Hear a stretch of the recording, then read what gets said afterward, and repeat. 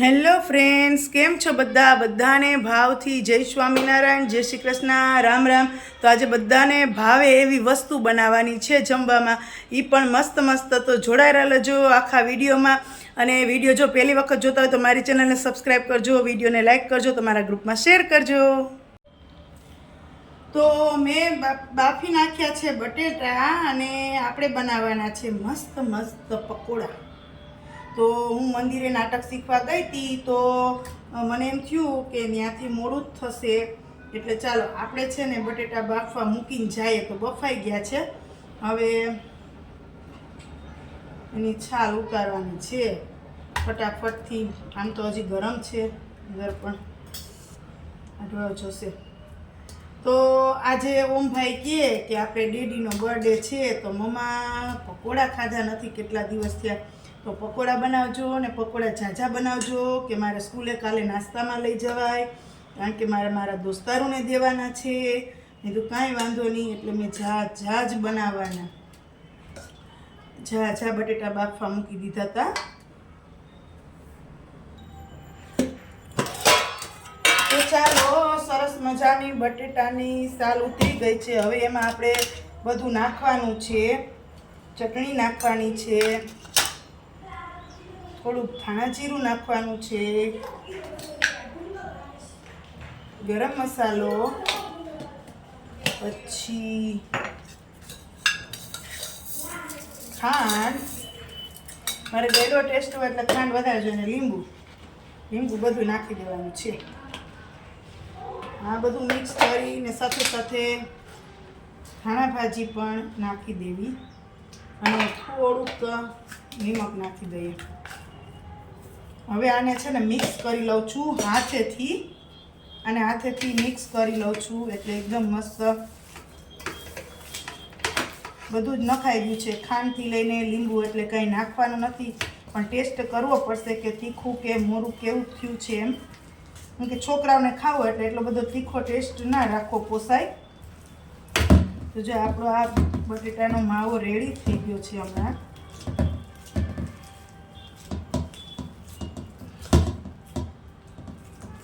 એકદમ સરસ રીતે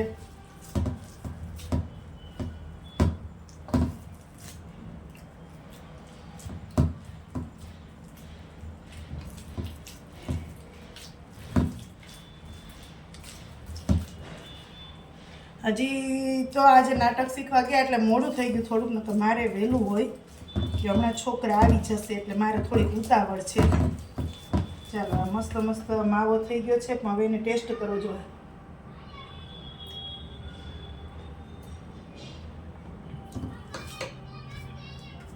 થોડીક ચટણી નાખવી પડે એમ છે, અને થોડુંક નમક.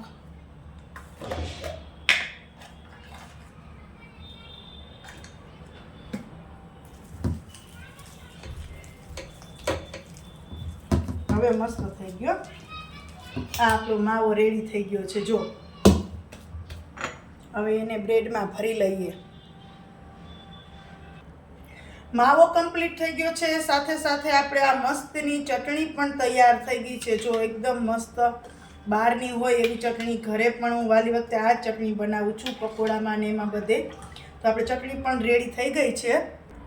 એ બે વસ્તુ તૈયાર થઈ ગઈ છે. હવે સાથે સાથે આપણે દહીંની છાશ પણ કરી નાખીએ વચ્ચે, ટાઈમ છે તો. બરોબર છે,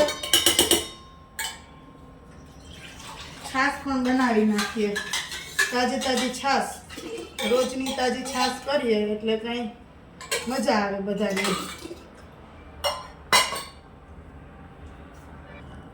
હવે કોઈને છાશ ફેરવવામાં તકલીફ નથી. પહેલાં અમારા મેરેજ થયા ત્યારે અમે ગામડે કેટલી ઘણી મોટર ચાલુ રહેતી છાશની, ત્યારે છાશ થતી. હવે તો આ ફટ બ્લેન્ડર માર્યું ને ફટ છાશ થઈ.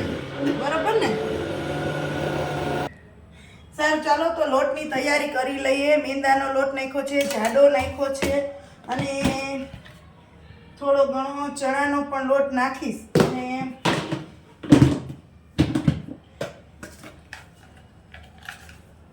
નિમક, અને સાથે સાથે લોટ બાંધવામાં નિમક નાખીએ ને અને હળદર પણ નાખવાની, થોડી અમથી હળદર નાખવાની લોટમાં, એટલે સરસ થાય. તો આપણે લોટ પણ બાંધી લઈએ, પછી બ્રેડ ભરશું. બરોબર છે? ચાલો, તો હવે આપણે મોન્જીનોસમાંથી ઓમ બ્રેડ લઈ આવ્યો છે, તો હવે આપણે બ્રેડ ભરી લઈએ. છોકરાને ભૂખ લાગી હોય એટલે ઉતાવળ હોય, એટલે ફટાફટથી બ્રેડ ભરી અને છોકરાઓને જમવા બેસાડી દેવાના છે.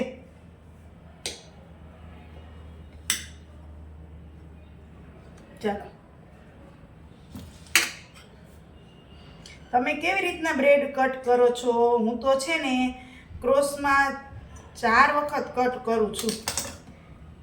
કેવી રીતે બતાવું તમને, કે નાના છોકરાને ખાવું ને એટલે હું નાના નાના કટકા કરું. એક બ્રેડમાંથી 4 બટકા કરું. જો એક બ્રેડમાંથી આ 4 પીસ થાય. બરોબર છે? તો અમુક 4 પીસ કરું છું ને અમુક આવા 2 પીસ કરું છું. બરોબર છે? જો સારું, ચાલો, તો આપણે ઓલરેડી બ્રેડ ભરી લીધી છે, જોવો. અને કઢાઈમાં તેલ પણ મુકાઈ ગયું છે અને બ્રેડ પણ ભરાઈ ગઈ છે. જો તો જો આપણે આ ચટણી પણ સરસ મજાની તૈયાર થઈ ગઈ છે. આ સરસ મજાની બ્રેડ પણ ભરાઈ ગઈ છે. જુઓ તમે, 2 ડીશ ભરી છે અને તેલ પણ કઢાઈમાં મુકાઈ ગયું છે. બરોબર છે?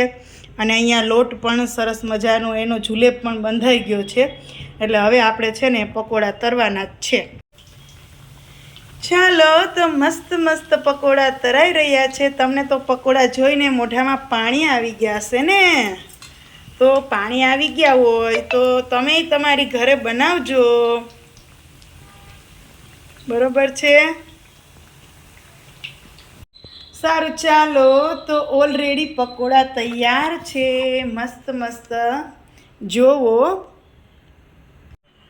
તો તમે પણ બનાવજો તમારી ઘરે આવા મસ્ત મસ્ત પકોડા. બરોબર છે? કારણ કે આજે તો વસંતનો બર્થડે છે એટલે અમે પકોડા બનાવ્યા છે. તો ચાલો, હવે પકોડા કમ્પ્લીટ તૈયાર થઈ ગયા છે ને હમણાં બાળકોને જમવા દેવાનું છે. સારું, ચાલો, તો પકોડા તો અમારા બની ગયા, પણ સાથે સાથે ભગવાનના બટેકાવડા અને ચટણી બનાવી છે. જોવો, કારણ કે બ્રેડનું તો ભગવાનને ધરાય નહીં, એટલે મેં નક્કી કર્યું કે બટેકાવડા ભજીયા આપણે ભગવાનના બનાવીએ. તો આ સરસ મજાના બટેટાવડા ભગવાનના બનાવ્યા છે. અને સાથે સાથે જો આ પકોડા તો કમ્પ્લીટ છે, પણ આ મિલ્કનમાં પકોડા નાખ્યા છે એ ગામડે મમ્મી ને પપ્પા માટે મોકલું છું. કારણ કે મમ્મીને ને પપ્પાને ભાવે, પણ એ અત્યારે અહીં નથી, ગામડે છે, તો એના માટે પણ આ બનાવ્યા છે. ચાલો, ઓમભાઈ પણ આવી ગયા છે ટ્યુશનમાંથી, ક્લાસીસમાંથી. તો જો હવે એને પણ જમવા દઈ દઉં અને હું પણ જમી, અમે મમ્મી દીકરો બે જમી લઈએ. સારું, ચાલો, તો અહીંયા હું મારો વ્લોગ્સ પૂરો કરું છું. બધાને ભાવથી જય સ્વામિનારાયણ, જય શ્રી કૃષ્ણ, રામ રામ. ફરી મળીએ એક નવા વ્લોગ સાથે, એક નવી વાત સાથે. ત્યાં સુધી બાય.